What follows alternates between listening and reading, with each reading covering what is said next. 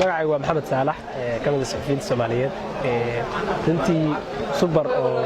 kamid ah shirkadda hadda ugu hadalhaynta badan shirkadaha lagu safro oo runtii wax badan ka bedeshay socodkii iyo dadku qaabka u safri jireen gawaaridii dadka sida aad xaraas dusha la iska saari jiray hadda qofku hal mar raacayo waqti leh oo runtii waqtigu meelaha Soomaalidu ay dib ka qabtay ka mid tahay oo ina u dhabar adeegtay waa bogaadinaya ina ilaa mid ku helno noo adeegto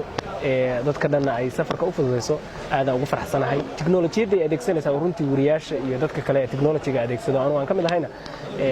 muhiim ay noo tahay waayo waqti waan ku xisaabtamaynaa shaqo iska haysanaa oo iska mashquulsanahay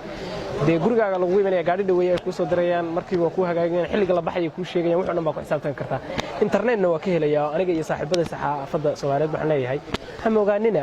subaro internet baa ka helaysaano ma ambanaysaan dadkuna hadda waa ambanaya qofkii bila internet noqda marka qofkii doonaya inaanu amban oo Star Warka si fiican ula socdo halkii xildhibaan indhe Twitterka Facebook waa inuu super raaca adiguna aad u mahadsan tahay ina igu soo dhaweysay Maxamed oo marjeynaysa in aad laabashada dambe aad laabanaysid qorshahaygu wuxuu yahay inaan dalxiis bay leedahay shirkaddu oo dhawaan ay fariimaheeda ka mid ahayd in ay lagu dalxiiso qorshahaygu yahay